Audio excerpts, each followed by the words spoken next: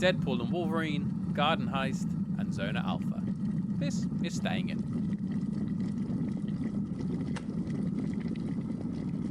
What's your secret sauce for feeling cool? Well, no, actually, yeah, it's for both things. Sriracha mayo. Next. No, let me give you some context here. It's hot. I want to cool down. And your answer, Sam, immediately out the gates, I don't even need to hear the context of this, is sriracha mayo. No one thought that. No one thought that. I just imagine Sam applying it to his face like an Aussie cricketer. Yeah, like a sort of a spicy sun cream. Because it is hot, folks. It is hot. If you're not in the UK, it's hot. We're not built for it. But what do you do to keep cool? Like, what's the number one tip? Like, some people say, oh, I've got to put a fan on with a bowl of ice underneath, and that moves that around the room. Some people say that that's just, like, literally doesn't work. Some people are like, I just open a window and get on with it. Some people slather their body in sriracha mayo. Well, some people do say that raising the internal temperature of the body is a good way of keeping it cool. One brilliant way of doing that is slathering lots of stuff in sriracha mayo. Yeah, also, that's it true. makes all your food look cool. Like, if you want to make your dinner, no matter what it is, look like it's from an Instagram-enabled restaurant, Yeah. just a few zigzag lines with sriracha mayo, no matter what it is, and you've Toad in got a hole. and it's Can I doesn't matter. just check if Sam has arranged for like a sriracha mayo sponsor for this episode Yeah, and not told any of us? I've got to say, he has completely derailed this, and it Yeah. feels very deliberate. From Because big this is a sriracha conversation mayo. we've had every single time. It's slightly above 20 degrees in Bristol. And Slightly above. I mean, Pete, you are wearing what looks to be a full cotton shirt. by the Yeah, looks and of it. 2 shirts and a vest It as is- well, looks like. It is 8:30 in the evening, and it is 26 degrees. Well, why do you take a layer off? If I take another layer off, we're going to have to be very comfortable with how I look. We are great friends here. We're very comfortable with each other's company. I'll take mine Exactly. off if you take yours off. You're... I'm already bottomless. yeah. Okay, I'll try and get this train back on the tracks. And what my options would be, one of them is similar in terms of the fan and the. I don't have a bowl of ice. What I do is I would get like a big plastic bottle, like a 2-litre bottle, fill that with water, put that in the freezer so that freezes, and it'll last longer in front of the fan. The second option, very similar, but it's to get a tea towel, wet the tea towel, kind of roll that up, and then put that in the freezer, and then you can put that around your neck, and it will slowly defrost.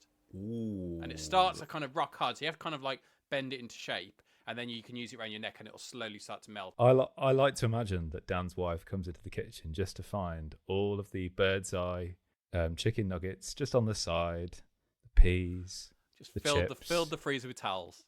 Yeah. It's just Dan's just frozen most of, if not everything in the house to try and All his find out clothes. what's going to cool him down. Ooh, that's an experiment. Freeze your pants. Freeze your Can pants. you freeze... If I were to... Genuine question. This is... Okay, we're on something now. If I were to put my pants into the freezer... Yeah. Right, Yeah. in maybe a Tupperware box... What? Why? What? Why? The cold's still there. Keep the moisture out. What do you mean keep the moisture out?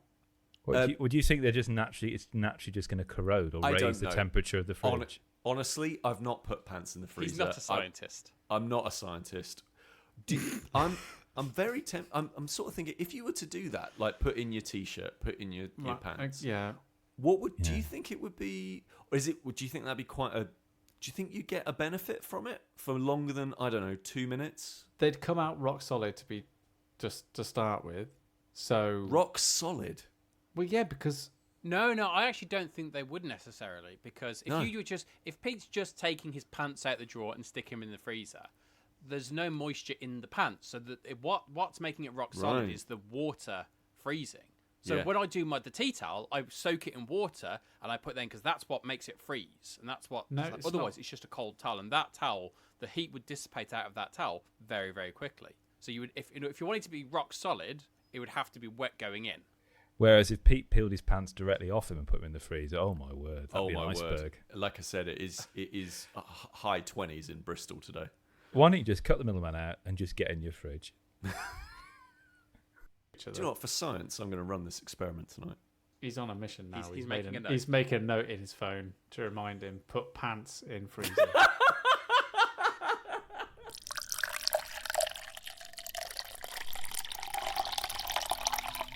So in a shocking turn of events, I have been playing a board game. Oh my What? god. Which often doesn't happen. I do enjoy playing board games, but the opportunity to actually play them ever so rarely raises its head. You're selective. You're being very selective. I wouldn't say I'm being selective, but like my wife isn't a big fan of like board games. Like we play like the exit games and stuff like that. Like she's the kind of person, we played Pandemic once, and then she went, "Okay, yep, that's cool. I don't need to play that again." And I'm like, "Oh, well, okay, that was an expensive game to get one use out of." So I don't play many games. So a lot of the games that I tend to look at now tend to be from the point of view of introducing my kids to games. So I've got a 6-year-old and a 3-year-old.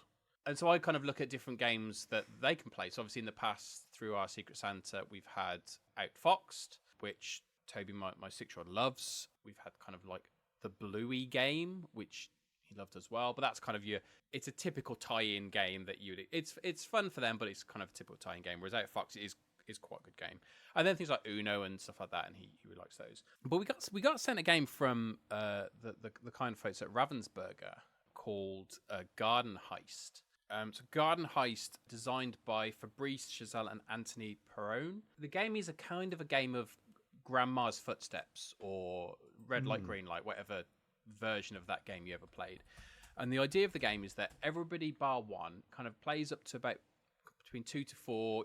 You could go a bit higher than that. Kind of, I think, to be fair, I think higher the number of players, the better. But everybody bar one is a raccoon whose aim is to raid the trash cans of a house. Okay? So that's basically the crux of it. So everyone bar one is a raccoon, whereas the other person is the gardener, whose house it is that the raccoons are trying to raid. And the way the game is played is that each turn the raccoons have to try and creep closer and closer to the trash cans without being spotted. So obviously classic game of red light, green light. So each turn they move forward. But the way the game does this is on the board you have a number of kind of the garden laid out, and on there you have a number of little stands with bushes on them, or a hen house or a little playground or something like that. That's what the raccoons can hide behind. Whereas the gardener, what you have is a structure of the house which kind of sits inside the box and kind of goes vertically upwards that you have to sit behind, and there is a small window in the middle that you can look out from. So you have to close the window and everyone has a chance to move, and when you're ready you have to say ready or not, find your spot, and then you lift up the window and you have to try and see if you can spot, because obviously that you've then got a really kind of narrow field of view to try and see. You can't be looking over the bushes or anything like that. You can only look through one route. So it becomes this kind of game of, can I spot anything? Sometimes some of the cards have little holes in them, so if the raccoon hasn't been placed quite properly, you might be able to see through it. There's a harder variant of the game where there's little platforms that go behind some of the bushes, so again, you might be able to see them. And so I then have to, if I was the gardener, I would then have to guess where I think there is a raccoon. So I would say, we came up with a system of like third row, second bush along kind of thing. And you'd lift it up. And if I was correct and there was a raccoon there, they would have to go back to the start and I would get 1 token. And the round ends when either I get 5 tokens or one of the raccoons makes it to the front of the house and raids the trash cans. And then it moves around and it kind of goes to the next person. A few of the bushes kind of have a yellow outline, and if they fall behind there, if your raccoon on the turn is behind there, the game says kind of rub your hands together as if you're a raccoon. So you're giving a signal to the person to say, okay, I know you're behind one of these. I like that.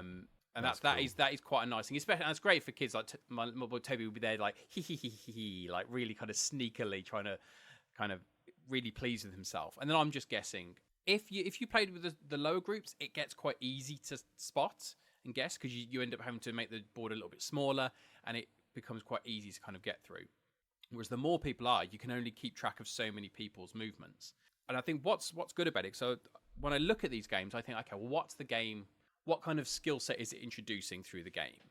because it's a fun little game, but kind of what gaming mechanics is it introducing, and it kind of looks at from a competitive aspect. It is very much a you versus me, and obviously that rotates all the time, so it's never always kind of one versus the other throughout, unless you're doing kind of a 2-player thing. So you have that competitive thing, but it's very light, because obviously if I won 5-0 and I kind of really won heavily, straight away the tables then get turned and it's the other way around and kind of thing. So there's no kind of concern about often and my little boys exactly the same with kids that age, they can struggle with winning and losing, and they love playing, but if they're not winning, it can be quite upsetting for them, because they're just that frustration. They don't know really how to bottle that frustration correctly or kind of manage that frustration correctly. So rather than kind of have that understanding of, okay, this is going to spur me on to win next time, it's why can't I win, and that kind of thing. And this is a really nice way, because you're constantly moving around, it managed that quite well.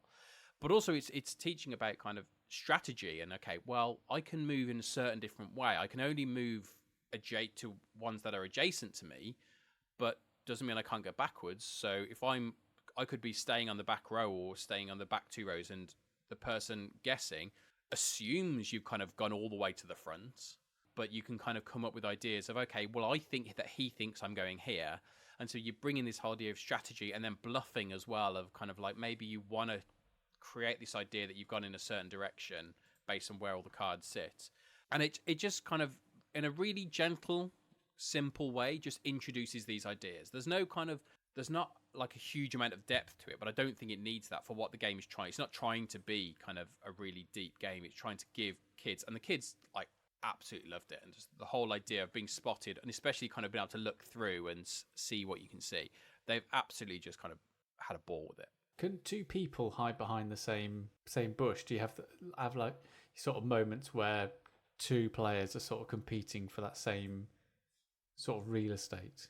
Yeah, I think so. And that kind of brings into that idea of when I'm looking through, and it's beautifully kind of arranged. You literally kind of, on my side, I've got the inside of a house that I'm looking through. On the outside, you've got the outside of a house. So it is all really nice, and you just kind of lower the curtain, so to speak. But there is that element of, if I'm looking, can I see the corner of like the ears of one of the raccoons, or is there a little hole in the bush that I can look through and spot something? And there were times when kind of like my little boy spotted me through a bush, and he was like, "Oh, there you are." So how did you know? Like, I saw a little bit of yellow there, so I spotted you. So that kind of adds to an element of that. It depends how you want to play it. If all the raccoons in theory are working together, then you wouldn't do that, but there's fun to be had of kind of fighting against each other in that sense. Do you find that your children tended to prefer playing one role more than others? Because sometimes I've played like games with kids where there is this slight asymmetry, or there's distinct roles here. I think in this sense, there's 2 things. Kind of, firstly, I think yes, it is just as fun doing both sides of it. I think that you absolutely get enjoyment of that, and when you're sneaking up, you feel that you have the advantage, because as when you're the raccoon, you can see the whole map. You know exactly where everyone is. And so you can plan that. Whereas the other side, you really get an enjoyment out of finding people and that rush of, yes, I got it right. Brilliant. So there is kind of a real positive nature for both sides of that. But also, if someone doesn't like one of them, that turnaround is so quick that you're never stuck being something that you aren't enjoying for a long period of time. So it is actually kind of really nicely weighed in that sense. That, I mean, the game never takes very long, even though you're rotating and you're doing that. To get to the end point actually doesn't take that long at all. So you could bash out like a few different games, not just rounds, a few different games in a really short space of time. So no one ever feels like they're just stuck doing something that they don't like for too long. What's the like age boundings on this? Like, would you play this with a group of adults? Would you play this with like adults but kids, mostly in a group of kids? And like, I guess that to follow that up, like if it is for kids, how well built is it? Like how much damage is this thing going to take? Yeah, like, because it doesn't look flimsy on the box art, but because there's quite a lot of, what should we say, set dressing, like there's little bushes that are raised up, and you know, the whole, as you said, the facade of the house, like that was one of my major concerns, is as well as not being able to handling winning or losing, kids are not known for their graceful touch when it comes to delicate objects. So is this actually going to last several dozen playthroughs? I think to answer Pete, your first question, it's a kid's game. It's Okay. like if we all sat down to play it, we wouldn't get a lot out of it, I don't think. Outside of, oh, this is cute, the way it's all set up, and the fact that you have to kind of hunch behind the house and lift up the window and look through the window. It's all very cute, but from a gameplay perspective, I don't think you're going to get an awful lot from that. Whereas the other side, in terms of kind of the durability of it, I think, firstly, the setup of it, so it comes up with like these kind of 3 large jigsaw piece kind of things that fit together to create the garden. And each of those has kind of small circular cutouts that you can then place the pieces inside. So they're always going to be in the exact right place. And then attached to the box, and it kind of slides into the box, so it's all nicely displayed. You have the house. And I'd probably say the house is the bit that feels a bit flimsy. But in that sense, actually, the person really who's going to be handling the house bit is going to more likely be the adult who's setting it all up, because when you're playing the gardener, you lift up the window, and that's really the only interaction you have with that. Like everything else kind of is all quite thick cardboard, and like you've got little wooden raccoons, and it's all quite kind of sturdy, I think. So I think you're okay for most of it. And like all the bushes have thick cardboard, and they sit on little plastic counters that you then slot into each of the individual spots. It would just be that element of kind of the house and the window that you can see over time getting worn. But those are also probably the areas that you're touching the least. You touch it at the start to set it up, you touch it at the end to put it away, and you do get kind of, they probably are aware of this, so the little window is the bit that you touch from inside, because that's obviously a thinner piece of cardboard, because you need to be able to lift it up. There are 2 of them that come in the box, so you don't just get the one, and obviously you attach that to it every time. It's part of the setup where you're kind of fitting these pieces together, that you attach it at that point, so it does kind of come out. So I can see that's the bit that's going to get worn down more than anything else, and you do get a spare one of those. I'd love to play it. I think there's an invention here. I think this needs to go No. to some kind of a think tank. And No. Pete, you're going to come up with a name for this product at some point during the recording, I think. Pete's chili Willingtons. I mean, let's face facts. We're not going to get any conversation done tonight. This is the podcast. No, This is just no. Yes. This is a new idea. It's a brainstorming thing. No, stop. Stop. Just stop. In the short time that man has been on this earth, Yeah. we have been able to do some amazing things. We put Yeah. man on the freaking moon, right? Yeah. Okay. What's next? In all that time, Yeah. someone will have already tried this. In the eons of No. human history, No. and the fact that it has not caught on, it's not done anything, should show us that human beings just have to learn to cope or buy some air conditioning units. Unless it's all a big ploy by Big Aircon, who cover up all of the good facts. Right. I reckon, Sam, the world is filled with people like you who had this thought and thought, no, someone must have had this idea, and then they let it go. There's no such thing as an original idea. Well, enter this podcast.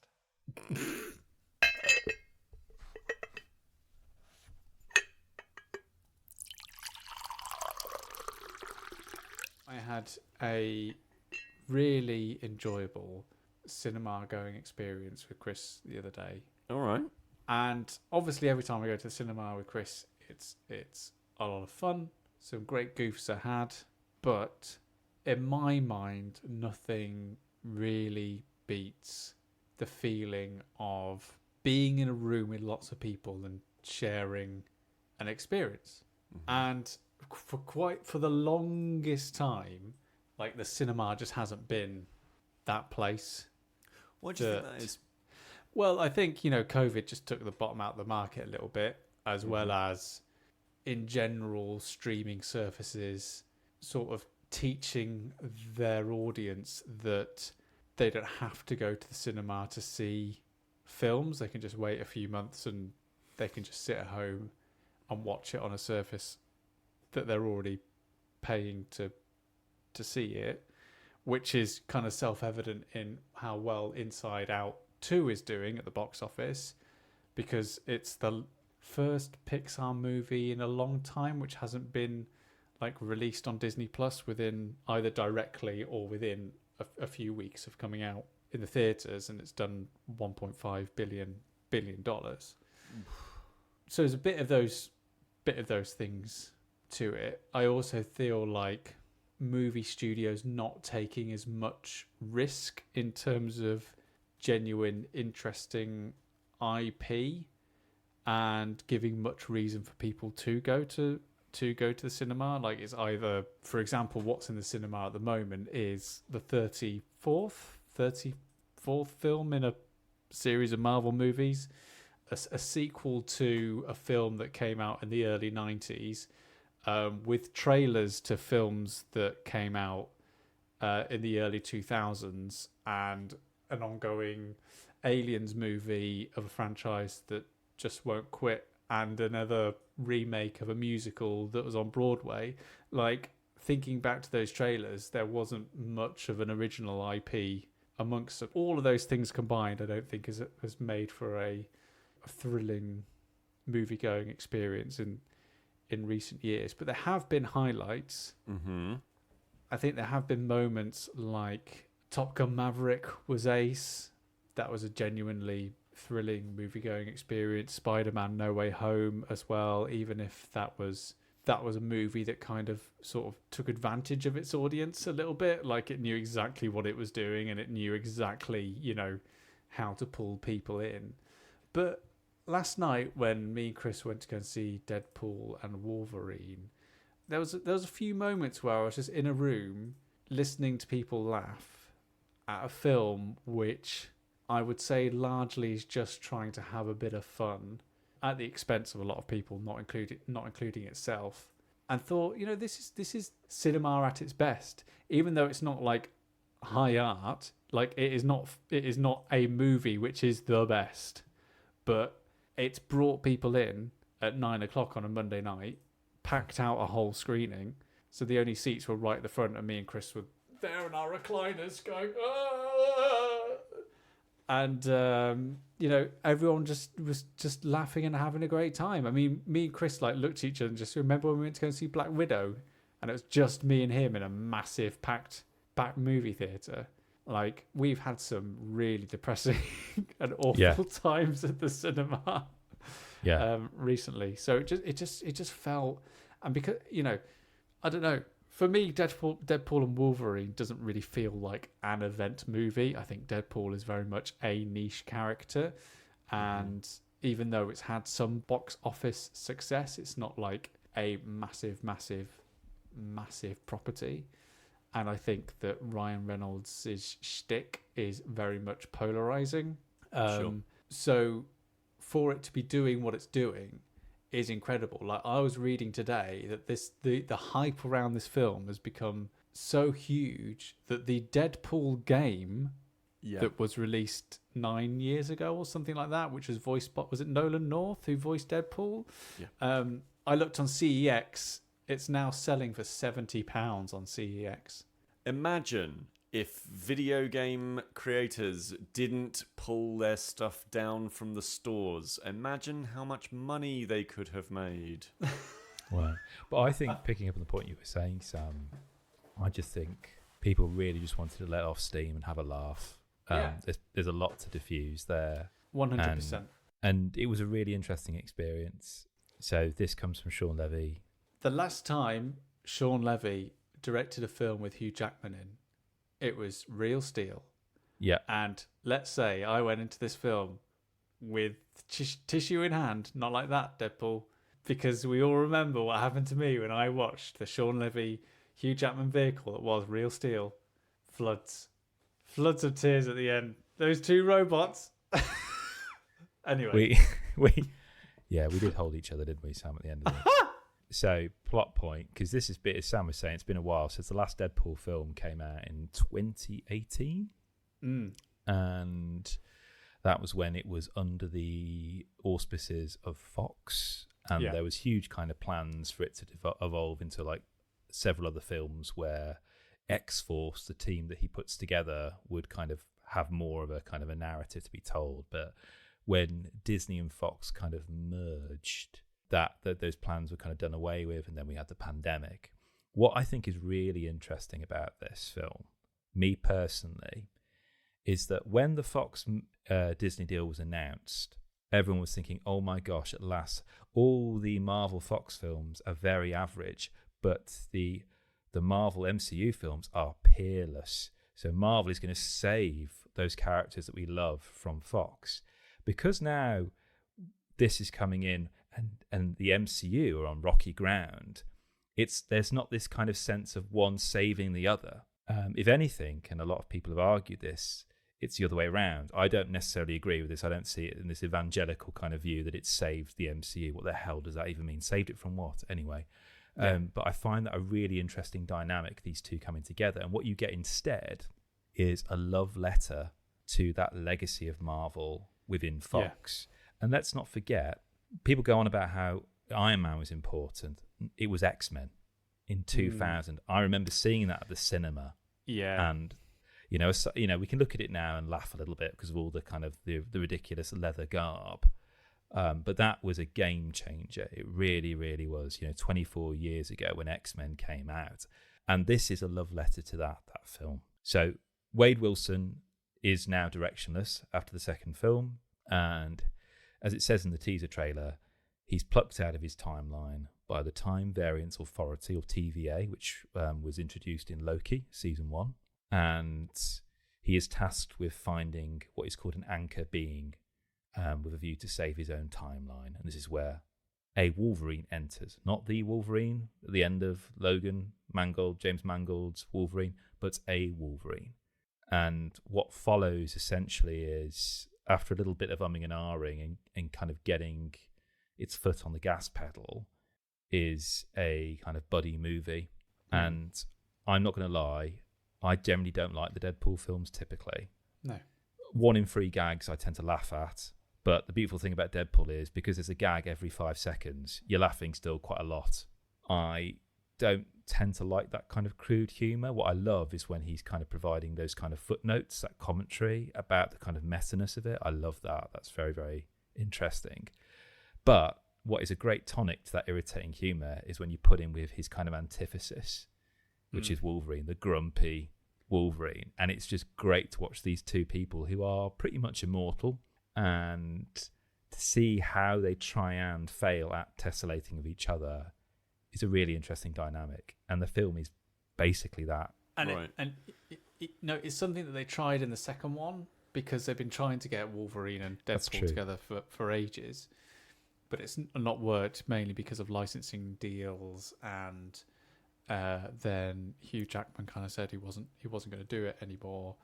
And actually, quite interestingly, I was listening to an interview with Sean Levy, and they were on a meeting with Kevin Feige, and they were about to tell Kevin that they didn't have anything good for Deadpool 3, so they were going to shelve it and come back to it in a few years.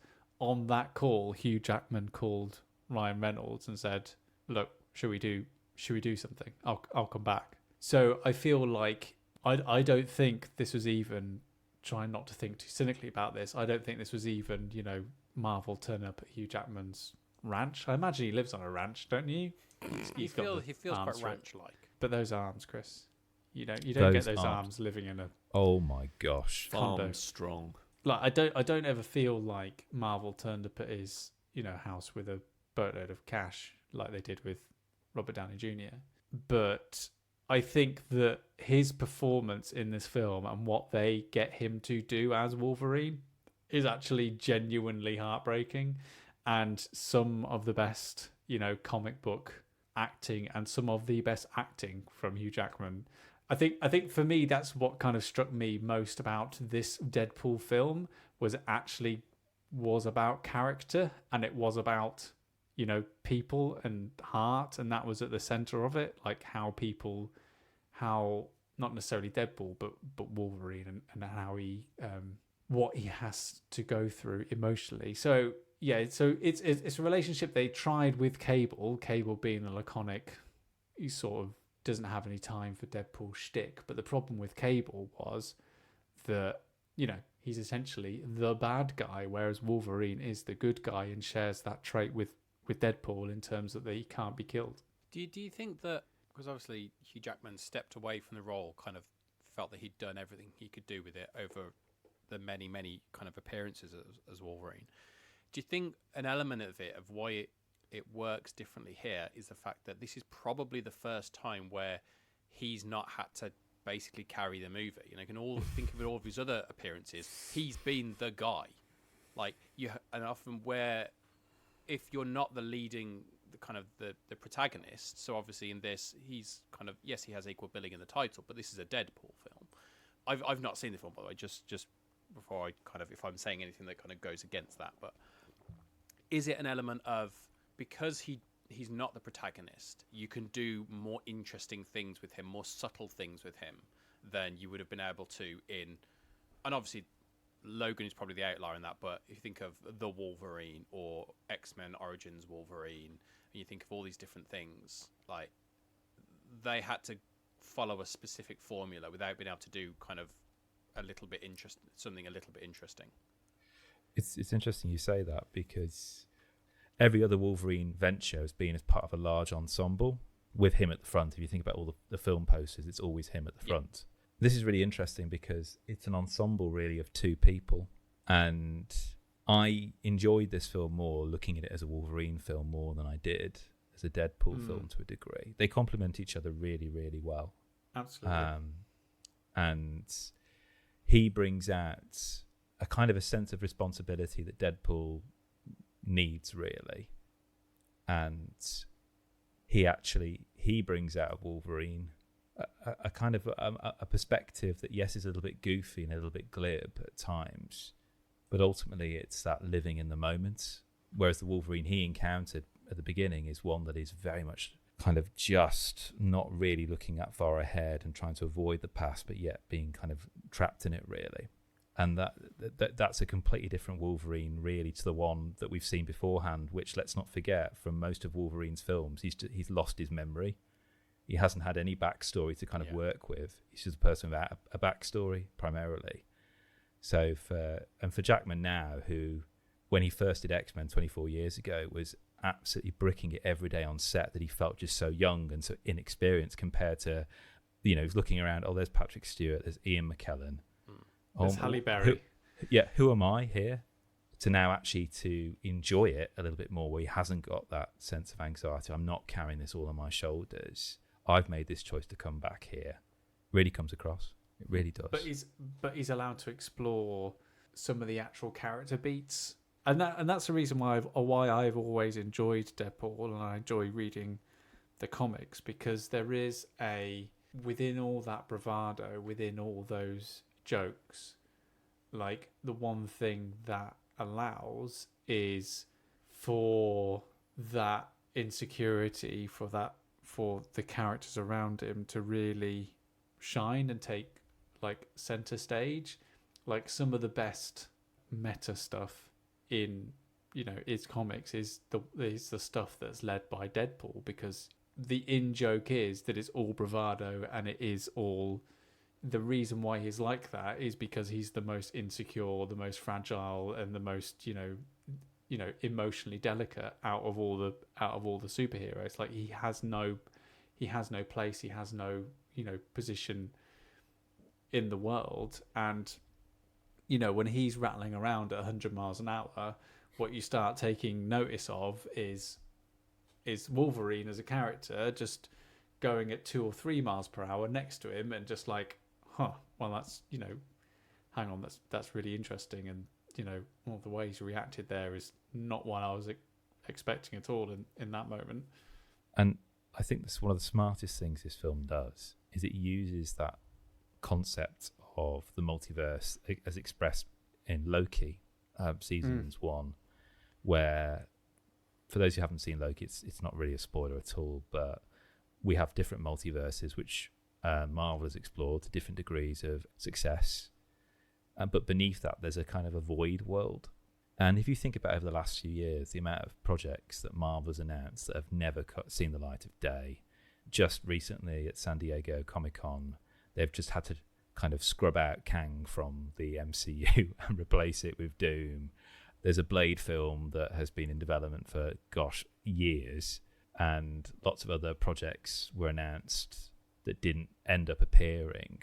What the team have done in the creation of Deadpool and Wolverine is they've used that void space outside the multiverse where everything that's removed out of the timeline is just dumped. They've used that as a really interesting metaphor, and almost akin to the memory dump in Inside Out, where you find Bing Bong and things like that. Yeah.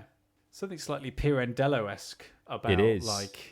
All these characters who've just, Where's my author? When Fox sort of dissolved, or as projects have gone on, all these fan favourites and all these people who people had a genuine connection with have just been dropped and dumped by corporations, and they're just like left in this place with no direction or understanding because they've just been completely abandoned. Last thing I want to say is that it's a very different Marvel film to what we've expected before. There's no like post-credit sting that points to like a massive kind of world or anything like. It's its own thing, which I really love. It's if you've not seen it, well done on surviving this long without spoilers. If you've managed to do that, because I can imagine it must be very difficult to do that. I'm going to take my wife to see it tomorrow, because I'm kind of anxious of stuff being spoiled for her. Really, like, just don't look it up. I'm very lucky I didn't see any of the final trailers, because I don't think I'd have enjoyed it as much, because there's some great gags looking back in the trailers that I don't think I would have laughed at as much if I'd seen them beforehand, really. So that's my best advice, really.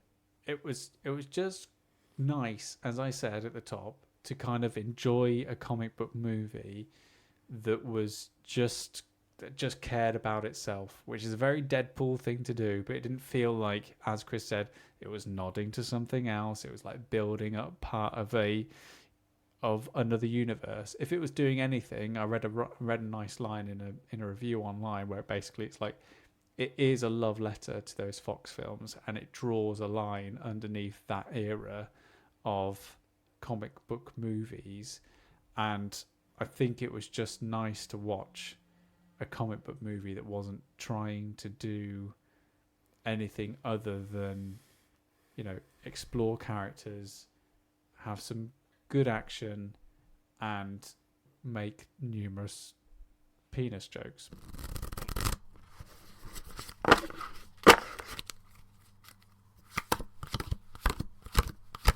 Am I the only one thinking of names for the underpants? No, that's well, I've got a pad of paper and a pen in front of me. Currently workshopping. Is there something beginning with a U? Is there, are we going for underpants or pants? I've asked ChatGPT to come up with a few options, Pete, for you. Okay. It's given me 10. I'll just reel them off. AI doing its job again. Frosty Bottoms. Yeah, do you know what? I'm going to put my notepad away because these are already better than what I've got. Cool culottes. No. What? Breezy buns. Yeah. Ice undies. Oh! Arctic acids. Freeze breeches. Polar pants. Chili briefs. Frost fannies. I think this must be American. And glacier gussets. No, I think Frosty Bottoms are absolutely onto a winner. I could see you buying a set of those on discount at TK Maxx. Dan, would you mind being the face of Frosty Bottoms? Yeah, Frosty Bottoms. Go for it. Ooh, when it's warm. I just love anything that we can do to make AI dumber is... any hurdles we can throw in its way. It's our responsibility to do that. It's our responsibility to push back the inevitable genocide a little bit by asking AI to do such inane and stupid things. Wasting its time. The doomsday clock has just gone a minute back. That's what they didn't show you in T2, is that robot walking along the skulls of man with some frozen bats. Pete, I think I've worked it out. I've just been going on our Staying In Pod Instagram at Staying In Pod. Nice. And I just saw a post that you put up here, Pete. Oh my goodness. Zona Alpha is a breath of fresh brackets irradiated air. yeah. Oh. Now this looks interesting. Used to do writing for a living, lads. Can you believe it? Can you believe it? So yeah, managed to play a game by an author called Patrick Todorov, who is quite a prolific tabletop miniatures and fiction creator. I genuinely don't know how Todorov gets the amount of time to make these things. Huge amount of stuff that they've done. They have a website called Stalker 7, and it has like everything that they've done. There was a game that they did called When Nightmares Come, which is about investigators trying to find kind of, I guess, like Buffy-esque, I suppose, miniatures wargame. But the one that I got to play very recently was a game called Zona Alpha, and the tagline is Salvage and Survival in the Exclusion Zone. The idea of this, and you'll get a hint from Stalker 7, the name of the website that this Patrick Todorov has. This is Roadside Picnic. This is Metro 2033. This is Stalker from back in the day. It is Eastern European, Soviet, Cold War, that sort of thing. Irradiated, grim, grey. It is. It's like the TV series Chernobyl as a miniatures war game. If it were to be, if people were to be fighting over mad stuff from within the Fallout zone. So it is very much that grim, gritty. It's not quite it is post-apocalyptic, kind of science fiction, but it's not an apocalypse. It's very much set within the exclusion zone, which is this area where weird stuff is happening. That is to do with mutants and maybe aliens and radiation and all that sort of stuff. But there's also cool stuff in there. There's like really useful artifacts and other technology and so forth. And you are a faction that goes in and tries to get that cool stuff and bring it out again. That's like the setup for it. It's illustrated by a guy called Sam Lamont, who I don't actually know much of their work, but the illustrations in it are really, really good. It's published by Osprey Games, your friends and mine. Mm-hmm. And I've been wanting to play this one for a very long time now. And it's part of that same Blue Book wargame series that things like Gaslands were part of, which that was, that great game. So that's the theme, that's the setting, that's the backstory to the whole thing, and I managed to play it. So what it turns out it is deeply, deeply thematic. So we talk about theme in like tabletop games, and like how do you mechanically get across theme, I think is actually more important than how do you get across just telling somebody, oh, you're in an irradiated wasteland, or here's some horrible imagery. Mechanically, it's more interesting to actually like find out how that works, right? So how do you get across the idea of survival and salvage, right? That are part of that strap line. And it's things like, as a miniatures war game, obviously a huge amount of what you do is combat, right? Shooting guns, throwing grenades, firing missiles. But be real careful with all those grenades and missiles, because you only have a certain number of them before you need to buy more. And you will only be able to buy more in between missions, and how much those things cost is really expensive. So every single part of the game is outside of the actual like skirmish itself, so between the missions that you go on, is about just grinding you down to the point that you feel like, oh god, how am I going to deal with this? So for example, ammo for special weapons is rare. So you have to, in the middle of combat, you have to be thinking, do I throw a grenade now or do I throw it later? Like, it could be useful now, or maybe I could get closer, reduce down the chances of me missing, all of that good stuff. Because I only have some of these, and more importantly, it costs a lot of money for me to buy more of these. I'm going to have to buy more grenades with the small amount of money that I'm going to get out of this. And so every piece of combat and every encounter you have starts to become a difficult decision of not just what are my targets, but also do I bother with these? Could I just fight my opponent, like whatever my opponents are going to be, the smallest number of them, and get away with not having to waste a load of ammo on them? Because if I can get in, get the stuff, get back out again, I'm going to make more money, and that means that I can get more gear and get more stuff and be better, basically, and make my life easier as we go on. That's the thing about like post-apocalyptic like games, isn't it? It's like, I feel like that is one of the most interesting things that theme does. Resource like scarcity. Resource scarcity, and sort of how much you prioritize certain things. Mm-hmm. But also like post-apocalyptic gaming in general is not my favorite genre. Same. Either. Like, it has to really hit that sweet spot. Like, for ages I hesitated in picking up the game Arctic Scavengers because I just don't like post-apocalyptic stuff as a theme.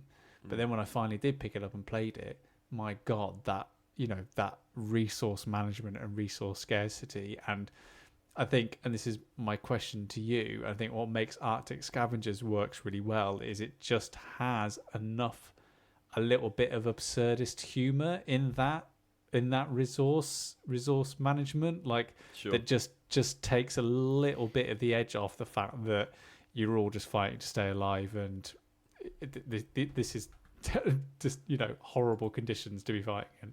Yeah, so does it have that? Like, the answer is basically like, nah, it doubles down. And actually, to me, I would rather it did that. I would rather, I want my apocalypses either super vibrant and colourful and silly and over the top, so something like a Far Cry 5 or like a, where it's, and when I say post-apocalyptic, I want to be really specific what I'm talking about here. I'm talking about, like, it's not necessarily the end of the world, but it is something has gone really wrong. And certainly a in this dystopian area. future type thing. A dystopian, that kind of thing. And so what Zona Alpha does is, it basically goes grim. In the same way that I think Metro 2033, though it's not my cup of tea, that is a much more interesting post-apocalypse to me than Fallout is. Because Fallout is more like, there's like moments of levity and all that. And it's like a Metro 2033 just goes, nah, you eat rat burgers. Like, you live in the tunnels. Like, your water is poison, right? Zona Alpha, through its mechanics, manages to make you go, oh God, I'm making a choice between killing a man or not based on how much money I might expend. Right? Oh my word. You're sat there thinking to yourself, well, yeah, I could fire this rocket launcher at them, and they're probably not going to walk away from it. But that's a lot of money, and I spent a ton of time trying to get that money, and maybe I'm going to need that rocket later on down the line, right? Maybe there's going to be something even worse coming up down the line that I'm going to have to deal with, and I'm going to be really annoyed if I need that rocket launcher. And Pete, that kind of decision making, is that something that's quite paralysing throughout? Because looking at this, it says it's supposed to be quite a fast game. So this is the crazy thing about Zona Alpha, that it's this very strange. It is everything that it claims to be, and it's also not. So it's a skirmish game. So if you've listened to the podcast for a while and you've listened to me bang on about these sorts of things, skirmish, small number of models on each side. Usually 2 players, or small number of players. You have your little models, your little toy soldiers, and you fight a little battle. So it's a skirmish, but it's also co-op and competitive at the same time. There is also an enemy AI, because it's you maybe versus your opponent. That very much depends on which faction you are and which faction they are, and whether or not you've had interactions with them before, and if you're natural enemies or natural allies. Where you are in the campaign, this is very much like a campaign-focused game, but the thing that you're actually having to deal with, for sure, is the exclusion zone. So there are these, they're called hotspots, and they're basically, so imagine a big table in front of you. If you've played a war game, like something like a Warhammer or something along those lines, you'll know what I'm talking about. You've got a bit of scenery, a bit of terrain, and that might be like a little house or something like that. And usually what most games do is they use them for cover. So to hide behind so that it's more difficult for your enemy to hit you. In Zona Alpha, obviously they do that, and the game really wants you to use quite a bit of scenery, quite a bit of terrain to get a lot of different height and lots of different things along those lines. So that's a really great little project. You can go and get yourself some Sarissa Precision terrain or some fun hills, or make some stuff at home, like Blue Peter, some terrain. And you can also have a variety of different things. So you can have rubble and old ruined villages, but you could also totally have ruined cities or modern cities that are kind of empty, or you could use forests, or you can use rocky kind of outcrops, or a whole bunch of different things, because it's the exclusion zone. It doesn't really identify what the map is or what that terrain looks like. You get the feeling, that it's kind of Eastern European, Russian-esque kind of space. But that bits of terrain, as players, you will say, okay, we think this is a hot spot, and you decide that before the game begins. And what that means is, when you get within a certain distance of that hot spot, it activates. And the activation, you roll on a table, and it says, cool, this hot spot is, and you have no idea what that's going to be going in. It could be a small little pack of rats who are basically no threat whatsoever and are going to be really, really easy to deal with, or it could be an absolute nightmare abomination of a mutant spawn, right? Like, it could be anything. And what's inside of it, the cool stuff that you might get, because of course you're going in to do that salvage side, you also have no idea what that could be. So what it does is it forces you down this route of, oh God, okay, how is my team doing? All right, we're all right at the moment. We had somebody taken out earlier, and your team size, I was playing with a team size of 3. I had 3 models. My opponent had 5. That's how small we're talking about teams here. You could go even lower. I think you can just about go to 2. And you can go higher than that. You can go 8, 9, 10. But you might be thinking, well, okay, I might lose this really experienced person if I rush in and get the thing. But your opponent might go, sod it, it's absolutely fine. I'm just going to send in my brand new recruit. I don't care if they get killed. I'm going to send them in, and they're going to go in, trigger the hotspot, deal with whatever's there, and then grab the thing, right? So you might play ultra cautious, and you might lose out. You might play super aggressive. You might lose out. So when you're doing that, as I say, you have this AI, and this is what's called a miniatures agnostic game. This is one of the first miniatures games that I've played that's kind of, quote, miniatures agnostic. And what that means is it doesn't have a model line itself. You don't have to, you can't go into a shop and buy specific Zona Alpha models. They just don't exist. In the same way that, you can go and buy orcs and goblins from Warhammer stores. You can go and buy a Frostgrave pack of models. You can't do that with Zona Alpha. What does that mean? Okay. It means you have to go and source your own.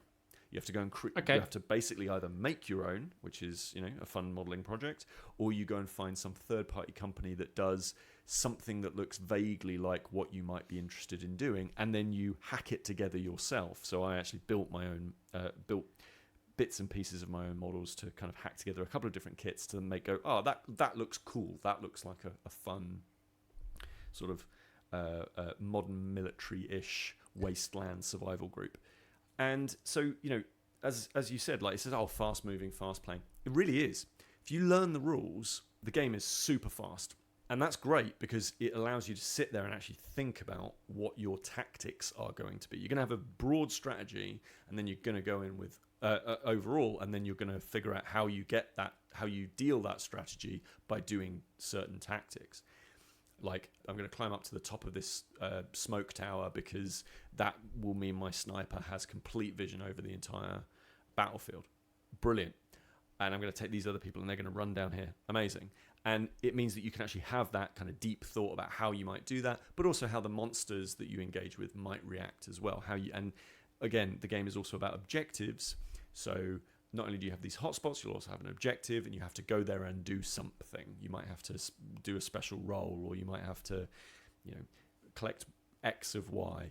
But these monsters will have their own AI, and they move around in the space, and they will basically target the thing that they think they have the most chance of taking out. And what that can lead to has this thing called alternating activations.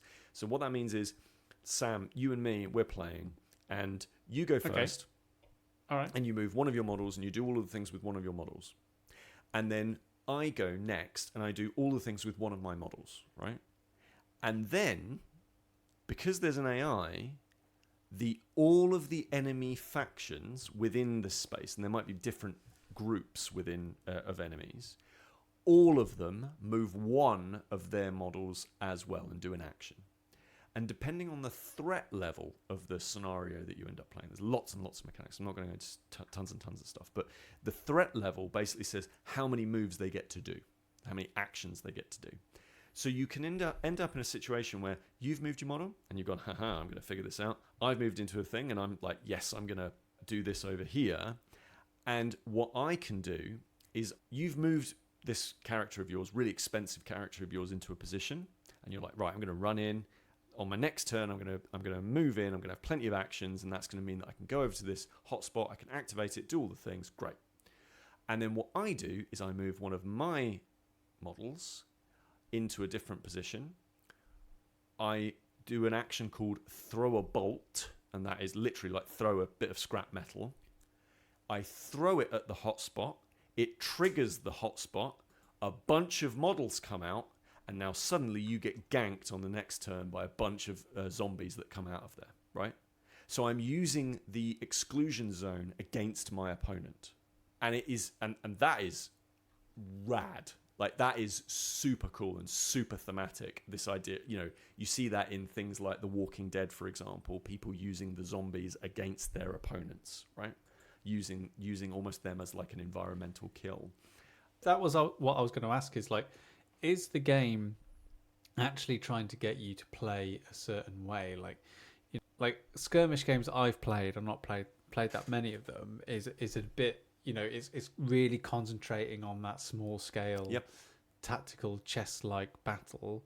Whereas here it sounds like what the game is really trying to get you to do is not actually engage and fight, but to think of a better way around combat as a endpoint and a solution. And it gives you those options. So it's totally up to you how you want to approach it. So you might think to yourself, well, I'm going to go after this hotspot because I need the money, right? If you don't get that money, you're not going to be able to get more equipment. If you don't get more equipment, and this is a game that does something called campaign play, which is where you play multiple games over the course of a long period of time. Like Dan, you mentioned earlier about Pandemic Legacy, like a legacy game, right? Like you build it up over time. You play, you create this narrative almost. So what it does is it forces you to actually like think, because it's very objective focused. So yeah, you could murder your opponents. You could take out all of your opponents. You could do that, but that's probably not the actual optimum strategy. Actually, the optimum strategy is get the exclusion zone to take them out for you, right? Or maybe that's not the optimum strategy either. Maybe it's a case of go in, be as quiet as you can, make as little trouble as you can, stay out of your opponent's way, and just quietly make a bunch of money on the side, doing that stuff to the point where you become more and more and more powerful because you have better and better and better equipment, so that later on in the campaign you're the big boss, and you're the one who's basically able to dominate the space because you played conservatively beforehand, and everything in between. The rules are brilliant, and they desperately need a rewrite. That is my one criticism of the game. It is a 40-50 page book. It's not a huge thing. Really easy to read, really easy to get through, and the writing style of Todorov is pretty good. You can tell that he's a fiction writer as well. Like he's very good at the sort of blurbs of fiction that you get in there. But information is scattered throughout the book in a really odd way, whereby literally I was looking for this one rule. I went to one page where I thought that rule would be, and it said, oh yeah, for this, see page 24. And I went, okay, cool. I went to page 24, and it wasn't on page 24, so I kept reading page 25. Page 25. I said, yeah, that works like this. Go to page 37. Went to page 37. And like literally that happened another couple of times as well. And that's a good example of like it's bouncing between the things. But once you've actually read it and once you've actually understood it, you don't need to do that ever again. And actually the rule set is very fast playing, very easily understandable, and also because it's thematic, you remember it. I'm sorry, Pete. A company has beaten you to it. Has Oh. pipped you at the post. A company called Snowballs. Oh wow. Oh, hold on. Snowballs. Yeah, that's Yeah. What's it? Snowballs underwear. Well, basically, it's Snowballs cooling fertility underwear for men. Oh, okay. I'm just going to throw some science at you, Pete. Well, okay.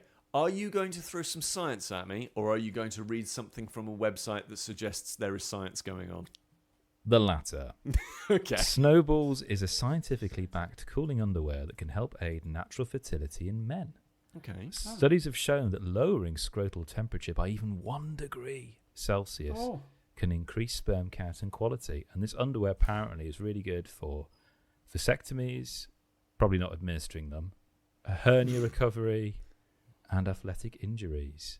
You know, this is a good first step. Well done, Snowballs.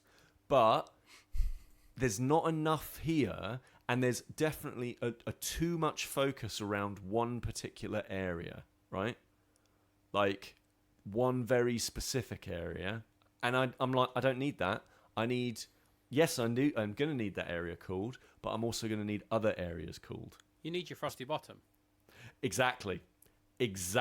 I need my Frosty Bottom. So Snowballs, fine. Frosty Bottom, also required. As long as it doesn't snap off, you're laughing.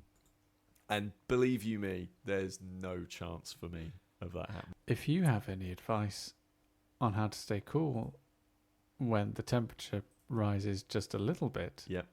above 20 degrees Celsius, Yep. which is Peter's limit, and God help him when he goes to the Canary Islands, then please send us an email at stayinginpod@gmail.com. Yep. We just did a little competition on Instagram at stayinginpod. We did. Is that over now? It's over. We have sent the package all the way to Germany. Mein Gott! My God, we could have taken that ourselves, because you and we're going to Germany. So Mein Gott! all right, yeah, that's So exactly. We could have gone there and just swung by. So Well, no, we're going to Essen, and this person doesn't live in. do they not live in? Okay, it's But quite they a don't. large area, isn't it, Germany? So good. Well, what was that prize from? What was that? That was a prize from Big Potato Games. Okay. It was Cards vs. Gravity, a game that we've spoken about on the podcast. Lovely. That I like very much. Very good. But we decided to give it away as a prize. So, that's the kind of thing you can get on our Instagram from time But to time. you've We got might to be doing- following. You've got to be following it. You've got to be following to know what's happening. So do join us there at Staying In Pod. In October, if you'd like to see me and Pete bumble around Essen, Yep. the biggest board game convention In the world. on the planet, Yeah. then feel free to join us there. I've started learning German, so it's all happening. Right, what else is there? There is the Spotify playlist. Yes, Like a Prayer by Madonna will be on that. Like a Prayer by Madonna will be on that. Thank you, from the Deadpool and Wolverine soundtrack. Other things from other great soundtracks. Has anything from Jusant been put on there yet, Chris? Yes, it has indeed. Oh, that's fantastic. Brilliant. If you'd like to hear more from the Spotify playlists, which kind of capture sounds and music from video games and films that we've watched and we have enjoyed, and even maybe some TV series too, then they're all on Spotify. The easiest way to find them is look into the show notes, because otherwise it's a bit of a faff. Yeah. If, like me and Peter, it's only August by the time you're hearing this, so I guess we should be thinking about October. Mm-hmm. If you are going to be taking a journey somewhere and would like to know a good game or board game to take with you, then obviously the podcast is a good place to start. But sometimes you haven't got the time, so just look on our curated pages on BGG and also on Steam as well to get quick fire recommendations of board games and video games that we liked, and then they link back to the show that we talked about them. And because we have everything in chapters on the show, you can just skip immediately to where we talk about how brilliant something is. Yep. And why we recommend it, and then you're golden. Yeah, you can Brilliant. skip straight over all of the cold pants talk. Yes, and get straight to the nuts. Right, is there a beach in Essen? Well, Pete's going to go into a beach soon, isn't he? He's going on holiday. Oh yeah. Yeah. You will quite Shall literally we see it? see him on the beach. Hi chaps, just wanted to report back on the findings today. No stiffness. I think some of that may be due to the fact that I kept it in a Tupperware box. I think also it was quite a not a silk, but kind of like a nylon-y material, I think, rather than like a heavy cloth. Excellent putting on, like a real wake-up call in the morning. And certainly a novel experience, kind of like attending a Thought Park sideshow, something that you might want to do once in a while, but not necessarily something that you'd pay to see every single day. And yeah, generally I thought it was a success, but a minor one. I can already feel they've been on for maybe 3 or 4 minutes, maybe 5 generously, and I can already feel that the coolness benefit is beginning to wear off. So, was it worth it? Definitely as an experiment, but more research must be done into fabrics and materials that may be more conducive to this kind of product, the Frosty Bottoms.